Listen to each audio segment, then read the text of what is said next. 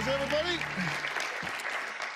Well, technology is constantly evolving, and every day there seems to be something new and innovative to keep up with. Companies can even scan your face or listen to your voice for identity verification. Nowadays, you don't even need these or these. It seems like everything you need is stored right here, of course, right? You all know that. I even used my e-wallet the other day. Not sure I did it right, but they let me go.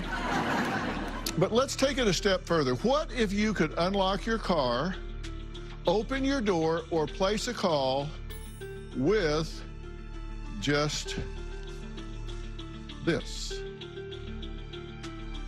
And how would you do that? Well, you would put it here in your arm. Yes, today we're talking all about human microchipping. Surgically adding implants underneath your own skin to store and access information. Open and close doors, pay for groceries, unlock safes, and other useful tasks. Now, you may have heard about microchipping animals, right? But 50,000 people worldwide now have been chipped in recent years, and the trend seems to be growing. Take a look.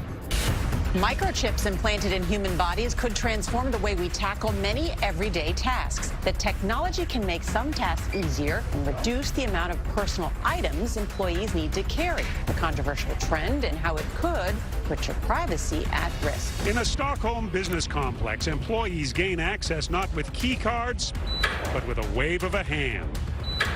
This is something that you can use just like a key badge. I use this to unlock my smartphone, to open the door to my office. Sjoblad calls himself a biohacker. We think that the human body is a good start, but there is certainly room for improvement. The first step in that improvement is getting a microchip about the size of a grain of rice slipped under the skin. Suddenly, the touch of a hand is enough to tell the office printer, this is an authorized user. The chips have been implanted in animals for years to help identify lost pets. Now, even a car door can be tweaked to open with a touch. But each touch leaves a digital footprint, and that can compromise privacy. This is serious stuff. We're talking about a nonstop potential connection to my body. I can't turn it off. It's about educating the people and giving every person the tools, not only how to use the technology, but more importantly, when it's being used against you. So, why are some humans injecting these rice-sized chips into their body using this small tool? Is this the wave of the future, or just a few radicals taking a risk? Now, some of my guests today say they are seriously concerned with the ethical, medical, and privacy implications. But my first guest, Anastasia, disagrees. I say she disagrees a lot because she has 47 implants and counting. And you won't believe what she says she can control from underneath her skin. At the moment, I have 47 implants in my body, and I plan to get more. A lot of the implants I have in my body are microchips. I have 32 in me right now. I have microchips everywhere. I have one in my calf, I have them in my hands, I have them in my forearms, I have them in my ears, I have them in my shoulder, I have them in my chest. I have a microchip in my right thigh, actually, that when scanned with a phone, it calls 911. I've also implanted 14 magnets and a microcomputer. I'm a magician, and what a lot of people might not realize is a lot of magic is done with magnets. I have them all in my hands. I have them all down my arms. I have a magnet here in my tragus that lets me have secret hearing, which is really cool. I can hold my makeup compact. I can hold it there. I can hold it there.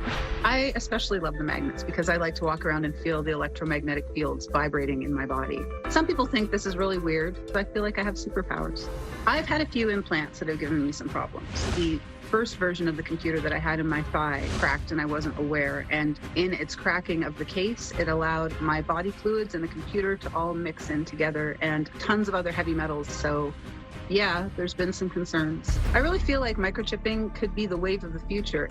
I think that as people learn more about microchips and see all the conveniences they can bring into their lives, I think more and more people will be more comfortable with it. And I can't imagine my life without it, so I don't think I'm going to stop anytime soon. Anastasia, welcome. Thank you. The thing that really jumped out at me with this secret hearing, So what does that mean? Well, I have a magnet in my ear inside a glass case. So it's kind of like a chip, but it's a magnet inside glass. And if I wear a hairpiece that I've made that I use when I'm performing magic, it has a Bluetooth receiver in it with a copper wire induction coil, or I don't know if it's inducing, but it's basically vibrating the magnet in my ear the same way the magnet in your speakers work. So I remove all the other part of the speakers, and with this copper wire receiving the Bluetooth from my phone, I can hear inside my head what nobody else can hear. They're kind of like built-in earphones. Really? Yeah. Okay. So you have 47 I do. implants. Yeah, quite a bit. So do you weigh more? I mean, does it... I hope not. These things don't weigh a lot. No, they don't weigh a lot. I have probably the largest and heaviest ones are the big magnets. You can kind of see them here under my arm. Oh, yeah, okay. You can unlock your medicine cabinet with your right hand. Mm-hmm. And you have 2 circular magnets that you chose to pick up metal objects. A lot of metal objects. Yeah. Do you ever pick up things you don't mean to? I do. Every time I eat at Cheesecake Factory. Cheesecake Factory's cutlery just comes to me, like, it just attaches, and then it'll attach and swing onto the floor and crash, and I always have to apologize for my behavior. Let's take a deeper look at this. So we've got a table here. Let's see what these magnets do here. Okay. So these bobby pins, like, so whenever I'm doing my hair and I drop bobby pins on the floor, it's really handy to have these. And it makes it easy for me to get my magnets up, or my bobby pins, sorry, up off the floor. yeah. It's a bit of a pain in the butt, though, when you're trying to get stuff off your hands, when you have magnets on both hands. So Yeah, I I would think purposely so. I would only put think one so. over here. So I Okay. can always remove them from the other hand. Oh, okay. Well, you still got about 100 of them there. Okay. Like I said, the heavy cutlery at Cheesecake Factory, I can swing it much like this. Don't worry, I won't hurt you. Oh, this is better if it's right on the skin. Hold on. I'm like a human clock. Yeah. Actually, whoops. My clock needs repairs. And then what do you do with the phone? I can scan things. So for example, if I were to have a chip in my heart, scan the chip, it should show Oh, you wow. everything. Yeah, no, it's doing it. No, This is the day I married my best friend. it shows you my wedding video. And you can reprogram the chips over and over and over again to do things. Yeah, okay. So if you're tired of carrying around your car keys, for my next guest, the solution was simple. He got a microchip, so we're going to talk to him after the break. I've always been a huge tech enthusiast. I've been interested in microchip implants, but it wasn't until 2 years ago in 2020 that I decided to get my first one, which I put in my left hand. This one opens the door to my house. About 2 months ago, I got a new chip in my right hand, which is about the size of a small paper clip. I can just simply walk up to the car, tap my right hand onto the pillar of the car will unlock. I can get into the car, tap my right hand onto the console of the car, and then the car will start. I wanted to be able to leave the house without my car key, without my house key, and without my wallet, and still be able to function as I would normally. So now I never have to worry about losing anything important. Some people think I'm a little bit crazy doing this sort of thing, but for me, I love it. I've been called a cyborg or a chip boy online, and I don't have any problem with that. I think it's kind of cool. Well, we're back talking about human microchipping. Now, while Anastasia says she has 47 implants, how does the everyday American feel about microchipping? And I'm curious, does anybody here have a microchip? Raise your hand if you do. Okay, nobody here does. So not a big seller so far. How many of you would get a microchip? Raise your hand. Okay, 2, 4, 5, 6, 7. Well, like maybe 8 people out of 8%. Okay. Well, you just saw Brandon getting into his car using just his hand. So joining us on stage is Brandon, a healthcare technologist and tech enthusiast, and Emil Grafstra, founder and CEO of VivaKey Technologies, whose goal is to educate others on the benefits of human microchipping. And clearly there are benefits, right, Emil? Indeed, yeah. There are many benefits. Yeah. Just from basic identity to essentially a future of secure communications and like ultimate convenience. That's really the goal. When you're a kid, you run out of the house and you don't have your wallet, you don't have keys, you don't have nothing. That's freedom. You run out, you're like, yes. Try that as an adult. You'll have a panic attack. You're like, Right. oh, I need my keys, my phone, my wallet, oh my God. So being able to kind of make you the most important part of your identity, both physically and digitally, is what the goal is. I don't want to abdicate that to a phone or computer or cloud service. Right. And Brandon, that's what got you to do this, right? Is just the freedom of not having to worry about that. Well, yeah, definitely. Well, that and I wear really tight pants, so it's been like more difficult to squeeze all that into the pockets. But no, I mean, I've been following Emil's work since probably about 2014. And it wasn't until, I'd say, 2 years ago where he finally had a chip offering that made sense to me that was for use cases that I knew I could use every day. And that's when I put in the smaller chip, that's about the size of a grain of rice, right here into my hand, which controls my front door, my back door. I do have my COVID Vax card on it, which came in super handy because I was at a concert. They wanted proof of Vax.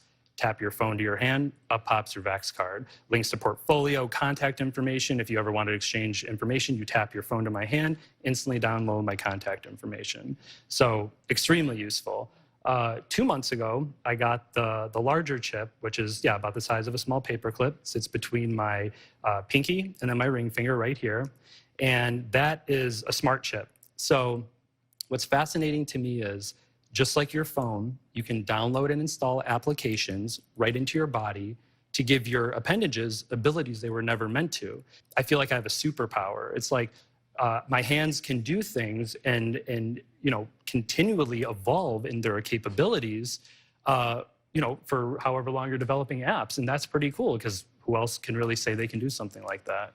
So you brought some objects with you, and also let's look at some of those. Sure. What do your chips do? So this is just the type of door lock that I have in my house, just a deadbolt, and you can walk up to the door, activate it, tap the implant, and you're in. There's no fiddling around with PIN codes or keys or anything like that. You just go in. All the doors in my life just open at my command, basically. I have a chip in my knee that will unlock the door when my hands are full of groceries. So I have it in my hand, and I also have one in my knees. I just go boop. So there's a couple other things I can show. Yeah, show me what you got. So essentially, this is the kit, and then you take that kit to a professional body piercer or a medical doctor. They perform a simple installation, which just involves tensing the skin a little bit, maybe doing some topical numbing or maybe some local. Then you just slide the injector in, eject the chip, and out, and then you get a Band-Aid, and you're off to the races. That's it. We also have a wearable version coming out. So the difference, of course, is that if you lose this, and you've kind of tied all of your security and digital identity to it, then you've lost it. And that's kind of the benefit of the implant, is that you can't lose it or forget it. All right, well, my next guest has some security concerns about microchipping, so we're going to add her to the conversation after the break. We'll be right back. My name is Chip Girl. Yes, you heard me right, Chip Girl. And it's a type of technology that can do many things, one of them being opening a door. It also opens our bedroom door, as well as our office, as well as the drawers in our office. Our closet is chipped. And this is really cool. We can chip all of the doors. Look at it. We can even lock up our towels. See? We also chipped the gym. And the elevator. What the tech? Oh, whoops, it was already unlocked. Ta-da! We've also chipped the hallway and the cinema room. We also entertain a lot. So having a door and a door over there helps because we're able to lock it if we have parties and we don't want people to go on specific sides of the house. All it really is a form of technology that we can program to do cool things around our house. Well, we've heard what my guests feel are benefits of human microchipping, but what about the concerns? Joining us on stage is Michelle Dennedy, CEO of Privacy Code, Inc., and partner at Privatus Consulting, who is concerned about consumers' privacy. What are the concerns about human microchipping? Yeah, so I think it's really important first to really define what do we mean by security and what do we mean by privacy, because there's issues for both of those kind of categories of problems. So privacy is really the ability to tell your own story, when you want, to whom you want, where you want. It's a very complex concept because it's not just what are you kind of booping at the door, it's what's being said about you in the data center behind you. So there's an entire sort of flow of information. That's privacy. Security is really the category of making sure you don't lose information or have someone get into the middle. So for example, what we call a monster in the middle or a man in the middle attack is when someone gets in between your chip information and the door and says this is no longer authenticated. Some of these early things, that's not really an issue. There's not a lot of data. There's not a lot of state. As soon as you start programming, the smarter the chip, the greater opportunity I have to hack it. And these folks are really pioneers and artists, and we need to have that exploration, I think, before this is something for everyone. How is it any different if they have that on their phone or they have it on their laptop versus being in their body? What's the difference? Part of it is just the ease of change. So you lose your credit card, you can snip, snip, get a new one. It's a lot harder to cut out or something that's implanted. The other things are structurally the way we look at the data that's coming and emanating. So if you put something inside your body, you're now in a new category of liability. It's a different thing. In California, as of January 1st of 2023, if it's in my body, it's now biometric information, and it's prohibited unless there are very significantly small circumstances. But can't they just, if they wanted to, for any reason, can't they just wipe that chip at any time and take all the data off of it? Yeah, there's a lot of mitigating factors, and privacy and security are obviously concerns. But in general, when you're using a credit card to make payments or when you're using a key card, any of those modes, you think of the activity as doing the same thing, just a different form factor, a different shape. It's a device that's in your body and not in your pocket. I would say that probably the idea of, having a slippery slope argument, well, in the future, it'll be able to do all this stuff, is not really relevant. And particularly the idea of scanning it at range isn't really, it's a physics issue. It's not a software or technology issue. Well, there aren't any batteries in these chips, No right? batteries, no. No batteries. So you have to be really close. Yeah. I mean, you saw how close you have to be. It's got to be almost touching. I mean, so that's why, and I think there's so much misinformation out there right now where people were like, oh, I can just walk by you with my phone and like swipe it past. I'm like, no, it's not that easy. And Directional. It's exactly, and you have to know the orientation and everything. So it's like, even if somebody knew I had one, they would have to be physically in my space. There's no way they could do it without me feeling it or seeing what's going on. And they would have to know I had it. And then, I'm not putting anything on here that I don't want. I wouldn't want the public to see. I mean, I have public information on there. I think the worst things I was reading online after I had my video out there was people talking about physically cutting off my hand. They're like, well, you better not run into you because I cut off your hand and steal your car. I'm like, well, that's a whole different situation that we're dealing with then, if that's what we're getting to. You can just have my phone at that point. Yes, sir. I've got very serious concerns. Dr. Phil, before you asked how many of you would have an implant, I didn't lift up my hand, but there's one case who would do it. Elon Musk is wanting to put implants into the head to help people with Alzheimer's and Parkinson's disease. If I got Parkinson's disease, I would seriously consider an implant. But other concerns I have, I wouldn't do it for convenience sake, guys. I couldn't care less. If I forget my password, I'm going to write it on the back of my hand. I'm not going to have it implanted in the back of my hand. We've got to take a break. My next guest I want to add to our conversation here would never think about getting a microchip, yet alone using a microwave. Why? Well, we'll talk to him after the break. Surgically implanting computers into humans is dangerous. Just how dangerous, we don't know yet, because that's how they release technology. As long as it doesn't kill you instantly or almost instantly, it's deemed safe for sale. And then it's 5, 10, 20 years later, we learn that it causes cancer, autism, birth defects, and more. But by that point, we've become so dependent on the technology, we choose to live with the disease. But these exposures, these are crazy. We're talking about literally inside the body. Point blank range with zero distance, day in, day out for years on end. What impact will that have? We don't know, but I can tell you it won't be good. Well, we're back talking about technology under our skin, and my next guest, who you just saw, says the electromagnetic frequency in technology is bad for your health, so much so that he doesn't have a microwave.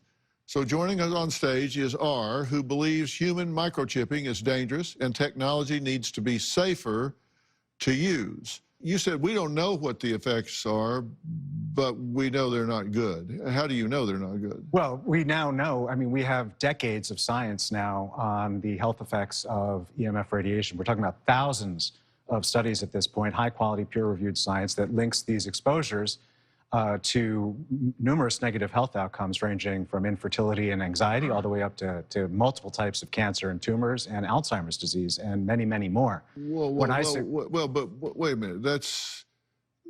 You're saying that in broad generalization, and can be true if you're bombarded with really high levels That's not true for people just sitting here under these lights. So what I'm talking about, the science I'm talking about, is that exposures at multiple orders of magnitude lower than what safety standards allow, and then what you would get from a regular cell phone. I think we can just nip this all in the bud right now because these devices are passive. That means when they're not in the seconds of exposure of a very low frequency, low power field, they're dead. They're inert. They have no energy whatsoever. So what does having that chip in your body for 20 years do on average to a population of 20,000 people? Nothing. We know we've used this exact material since the 70s. There's been almost zero evidence of any kind of irritation. In fact, this material... My understanding is that there's multiple studies dating from the 90s and the early 2000s demonstrating increased rates of tumor growth.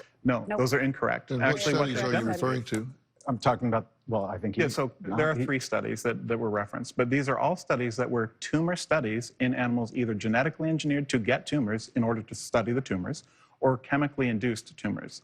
The outcomes of the studies were noted that, oh, you know what, around the implants in these animals we're using to ID them, there were a tumor, but alongside 50 other tumors in these bodies. And it wasn't all, it was about 8% of those animals. So it was just a note in the study. But there are people that want to benefit off of this, people that write certain kind of books and certain kind of scare tactics, and they use these studies to say, look, it's bad, and this is all coming for you, and we want to sell you a book. Well, you have to look at the risk-reward ratio. I mean, for example, we've got 1.43 million people globally that have pacemakers in their body that use electrical impulses. We have 200,000 people that have brain implants right now that are used to control Parkinson's and other type things. We have... yeah, no, the benefits there are incredibly tangible. They're immediate, they're life-saving, they alter the quality of life. That is, I would say, quite different from opening your Tesla. Yeah, but those people aren't getting cancer from their pacemakers, and they're not having adverse reactions to the EMF technology, right? Things that are in the bodies are not causing in fairness, problems. you had one break inside your body. Right. You're having now to test for heavy metals and all. I am. Right now I'm waiting for a hair test to see if any heavy metals leached into my system from the PCB board, and I will follow through with chelation therapy and anything else I have to do, but I'm so there are risks, not just EMF, but there are risks. Correct, yeah. I mean, that's how technology is deployed, right? Yeah, I mean, when people assume that when something is available for sale, it is safe, but it is never tested for these long-term health effects. What we get are... Well, that's not true. You just said it's never tested longitudinally, and that's just not true. Is it even medically safe to get a human microchip? We'll discuss all of that after the break. This car is being driven entirely by one man's mind. It's technology that could one day change the lives of people who are mobility challenged. This week, German Aldana Zuniga made it all look effortless, despite not touching the throttle a single time. Since my accident, I don't have no mobility below my waist. 9 years after that life-altering car wreck, Zuniga is using his thoughts to drive. Zuniga can communicate between a microchip on his brain and a computer in the car. Zuniga can now use his mind to move the car and this specialized helmet to steer it, a task once unthinkable, now possible with focus and practice. It responds to what you think. It's just incredible. All hour long, we've been discussing the pros and cons about human microchipping. Also here today is my good friend and world-renowned psychiatrist, Dr. Charles Sophie. He's also written a book recently that is now a #1 national bestseller titled Family Values, Reset Trust, Boundaries, and Connection with Your Child. I've asked him here to address some of the medical and ethical concerns with human microchipping. There are issues with putting any foreign object in your body, right? Yes, absolutely, and the procedure too. Yeah. You know, is it done sterilely? Is it done the right way? And what do you think about this being done not by a doctor? Well, it seems innocuous, but I don't know. Does it need to be approved by the Board of Health? So the body piercers that we work with, they're licensed and bonded, and their studios are all checked by boards of health. Right. We only work with partners that are approved and licensed in their state to work with body jewelry, which is essentially, this is functional body jewelry. And actually, if I could just comment on that really quick, I think I would trust my piercer who put this in, who has 14 years of needlework, to place these things into my body than even a doctor that has maybe never done anything of this sort of thing before. What's the biggest thing that can go wrong with inserting these in the body? Is it infection or Infection, absolutely. Yeah. And then they could get stuck in there. They don't come out. But you have to remember, it's just not health, it's mental health also. So you guys might be stable, I don't know, mental health-wise. But That's debatable. if somebody isn't and they have a little bit of anxiety, you get some paranoia going, and you have somebody who is now paranoid that somebody can read through them, and they get a gun. I would say that that's probably an onset symptom of a neurological problem, that it really doesn't have anything to do with the chip. I guess what I'm trying to say is we should have some kind of parameters before somebody gets it, because if they get paranoid with it in them, even if it's not a reality. About the ink of a tattoo as well, though? I mean, like, where do you draw the line? No, paranoid from the fact that somebody's following them. Right. And that's not a reality-based thing, but it still stays in their head. I will say because that we treat a lot of delusions that don't go away, no matter what. It's not all a delusion, because your digital footprint is following you. right. It's not necessarily because of the chip, Right. but it becomes indelible. It becomes something you can't take off, like a ring or a wallet or card in your thing. But you said your that it's digital consensual. footprint is following you around. Yes, but you're dealing with somebody who's not reality-based at a certain point. And then what do we do? People that have gotten it and then immediately had this issue, and they're like, oh, I don't want it. And then they just, I said, great, go to your doctor and they did. Well, we have to take a break. We've had a lot of people ask a question. Would Dr. Phil ever get chipped? All right, come on. I'll give you the answer right after the break. Biohacking, the new kind of human evolution. This is a little Samsung door lock, a little deadbolt. And I can push the button and present my tag, and it unlocks. So that's the deadbolt. Thank you. Biohackers look at it a little differently. We see the body as a sport utility vehicle for the brain. So the brain is ourselves, and our body is a pretty cool, adaptable, flexible, and now upgradable sport utility vehicle. Well, we're back talking about human microchipping, and people have asked, would I ever do it? The answer is yes. I would do it in a number of ways. I would do it if I needed a pacemaker. I would do it if I needed something to control Parkinson's. I would do it if I needed something to control seizures. A lot of these things have been going on for a long time. People just didn't call them human microchipping. We have smart clothing. I don't know if people pay attention to that provide biometric data like heart and breathing rate. This is a multi-billion-dollar industry when you take all of this stuff into account. The percentage of people that have a smartphone, which I swear is attached to most people's body. I don't know that you see people, you ever see them without this attached to their hand? Yeah. And is this the wave of the future? I don't see how it cannot be. You had a question or comment? I was just thinking earlier when you said you can walk out the door as a kid without anything. Is there ever a time that, like, I like to go off the grid a little bit, and it will always be with you no matter where you go? That's true, but the design tenet that we have is that it needs to be frictionless, it needs to be managementless, it needs to be like your kidneys. Your kidneys are in there working hard for you, but you don't give them a second thought. And that's the same thing for a well-designed technology. So at what point are we just people and not robots?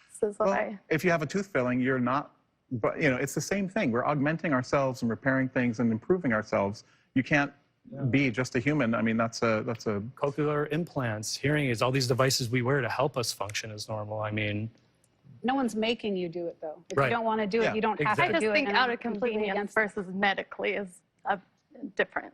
Okay, well, just remember, a year from now, 2 years from now, 5 years from now, you heard this conversation first, right here on Dr. Phil about microchipping.